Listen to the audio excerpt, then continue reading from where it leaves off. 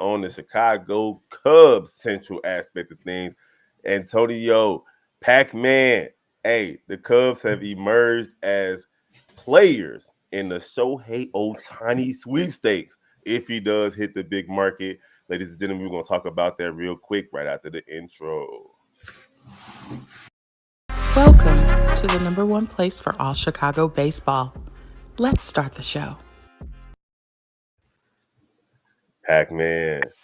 Shohei Ohtani so raw. My wife don't even watch baseball. And she's like, ooh, who is that? Well, Ohtani, he's the next big thing. He's the next face of baseball. He's really great for baseball because he shedding a light on like the international side of baseball. Really came into play because of the WBC in 2017, which led to him being signed. He had a lore around him, so he's just one of those guys, one of those generational talents. Matter of fact, he's not even a generational talent. He's really a sports shifter. You're just one of those people that you can like throw that name up there with like a Michael Jordan, a Shaquille O'Neal. So one of those guys is come in and just do something the game haven't seen in a century. Yeah, like he's definitely one of one. And for those who don't know, the WBC is the World Baseball Classic. It's like the Olympic for baseball. Like that's the best way I can come out. It's the Olympics for baseball. It's exactly. The World Cup for baseball. Yeah.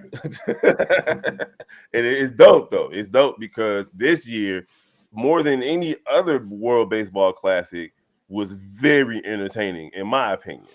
It was very entertaining, and it came down to, and you knew it was going to happen. It was almost U.S. versus Mexico that was going to send things up. Boy, if that happened, Right. if that happened. But it turned out to be the United States versus the Japan, and Japan came out on top.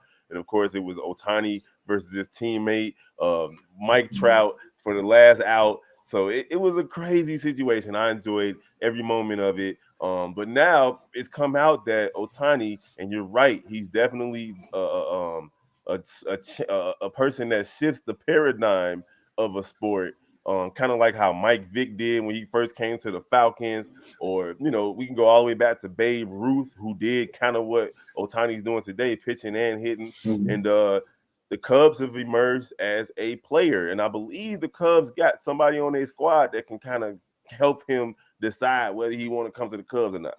Well, the Cubs actually got a couple of players out there that's in Japan. Like, if you're a Cubs fan, you know about Kosuke Fukudomi, who was doing the early not championship team, but the first iteration of the playoff in 2007.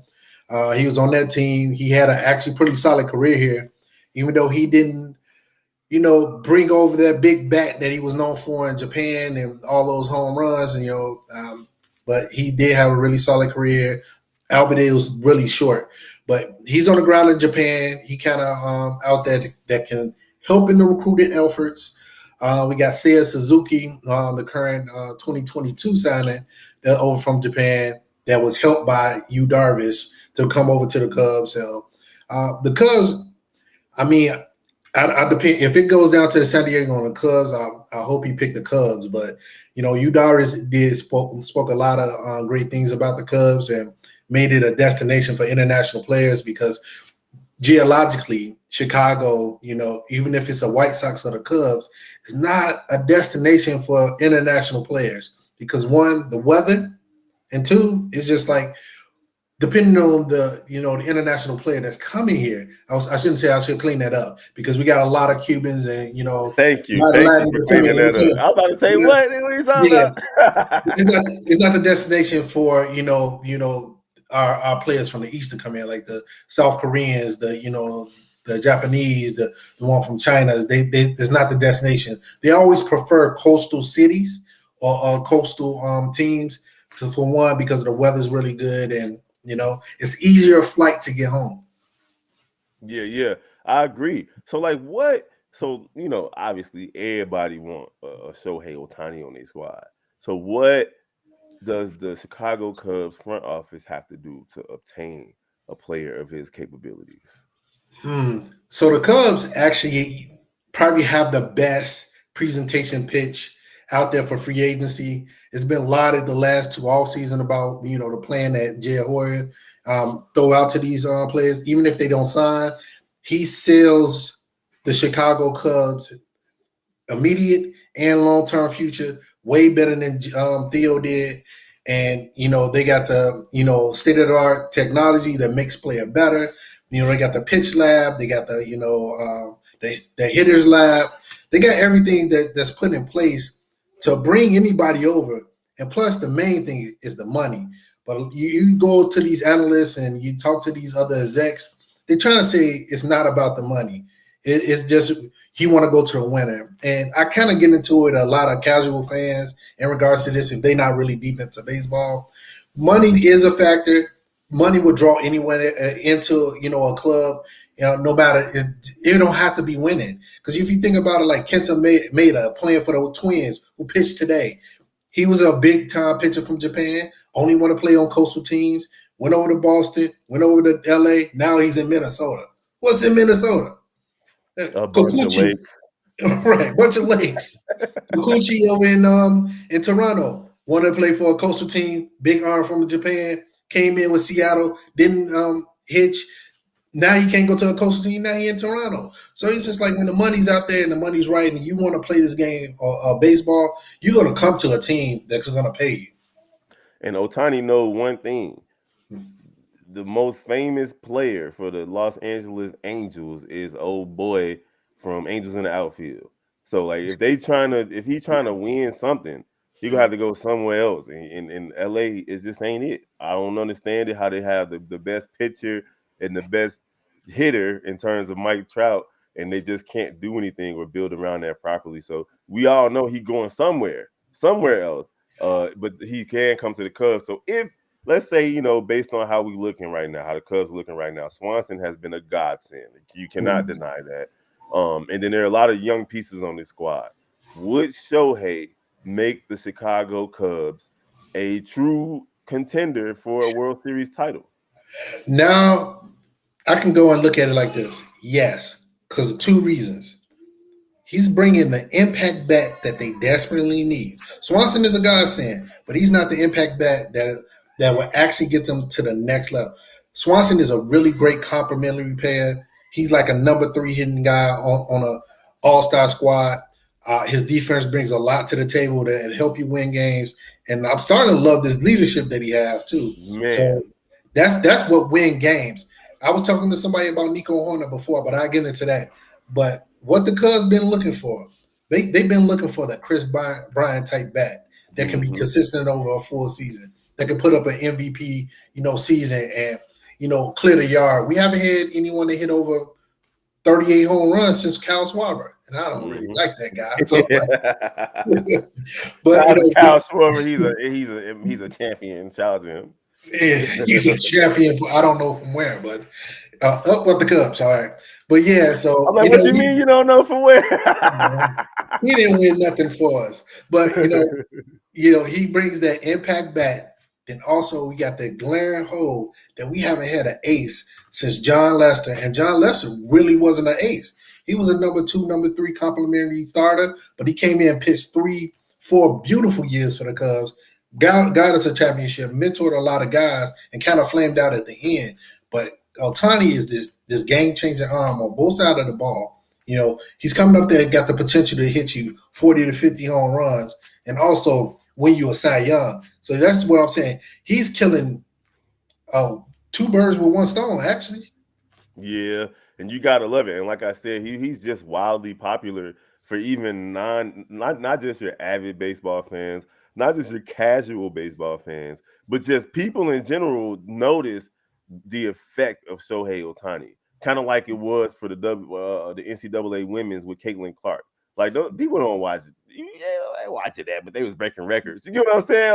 Like 9.5 million people watched the game between Iowa, the middle of the armpit of the middle of the armpit of America, and these guys had almost 10 million people watching them play.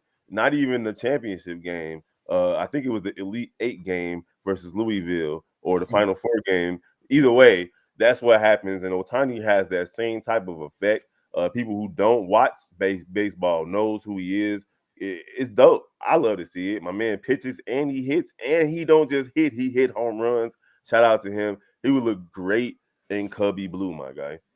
Yeah, man. Think about it. You hear somebody saying, "Hey, come turn on TV. This guy just got 10 strikeouts and just hit a grand slam." Like you don't see like that. We just had a guy in a Division II college that just pitched a no hitter and had a cycle. Like those like that draws people to watch it because I guess this guy probably wouldn't even make it to the MLB. On a skill set coming from a school, a D2 school that probably don't have the challenges as a D1 or probably not have the strength of competition. But you hear about this stuff, man, he threw a no-hitter, he hit for a cycle, let me go watch this game. They'll go watch it. It's a draw-in. And and that's what Showtime bring. That's why his name's Showtime, because it's something different. You can liken him to Magic Johnson when he came in, 6'9" point guard, passing the ball. Like, we never seen this before. That's what Showtime Ohtani is.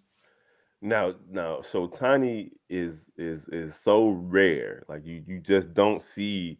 Like you've seen pitchers who can hit. We've seen it throughout our lives. Like there are pitchers out there who would hit home runs, and even on the Cubs. Zambrano had a couple of joints where it was like he just won the game. Jake Arrieta as well. So just throughout history, you see pitchers who can hit, but it's just not the same. This dude is going to command a bag. So how much money do the Cubs have to spend, or any team really, to bring in a Showtime Shohei Ohtani? Oh man, that's the $1 million question right now. Matter of fact, the $500 million question. I was about to say the $1 million. Come on. Now. Yeah, the $500 million question. Well, he already been rated, on his pitching side and also his hitting side. So they valued his arm, where it's at. And he's going into his age 29 season this year. He turned 29 in the summer. So he's coming in his pitching prime. So he got a lot of miles from Japan, but in the MLB, he don't have a lot of stress on his arm because a year and a half he didn't pitch because of Tommy John surgery and he hit. So he worked on his hitting skills. So you think he going into his prime, man, he still got another level or another ceiling to hit on that. Mm-hmm. So they actually valued him at about like almost $280 million on the pitching side alone. And you talking about if he's doing 280, with somebody risk 8 years on the 280 on just his arm alone, they said yes. And you don't see that often for a pitcher, no matter what pitcher it is. You didn't even see it for Jacob deGrom, the guy that have a sub, 180 ERA the last 3-4 years. He didn't even get, more than 5 years. How much did Verlander get? Oh, Verlander, he only did a 3-year deal, but it was short. His last contract with Detroit. I think he had signed like a really crazy deal, like when he was the best pitcher in MLB. Yeah, I think it's 242. I think it was around 242 for 7 years. Mm-hmm. But like right now, the way the pitching is trending, a lot of Tommy John coming up. A lot of time pitchers are missing a lot of time, and you see what Detroit did to get him out of that last contract. They, the last 4 years of Verlander contract was trash. He was like a trash pitcher, and they tried to get him out, and he reinvented himself. But that's a really big risk if you value somebody and you tell a team, and they not even thinking about it. They say, yes, I signed him for 8 years, 280. Then the hitting side, they value him at around about like 310 to maybe 340 for 10 years on that. When you combine that, it's about $5 million. I'm thinking $500 million. 500, because it gotta be, because he's going to have a bidding war, and somebody gonna be like, you know what? Give him all of it. Give him everything. So now I look at it like this: he's not gonna get $500 million.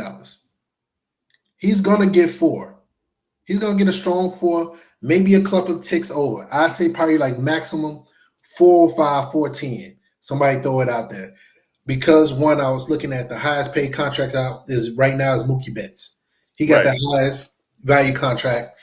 And you look at what Showtani brings, and you think about it, is he's a better hitter than Mookie Betts?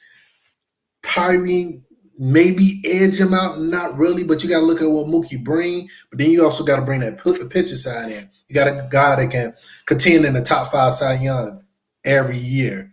Right. Up until then, you got a guy that can contend in the top 5 MVP possibly every year. So I said, okay, I'm saying 420. He getting 420 at least.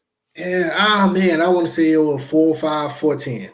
Because they're gonna say I can see the separation versus him and Mookie Betts by 50, 60 million dollars. I can see that separation. Because one, the fans you bringing over, the potential, because there's a lot of great Japanese players that's ready You're to talking about millions of fans. Millions of fans you're gonna bring to your organization. Two, you got what I just said, contending to be top 5 Cy Young, top 5 MVP.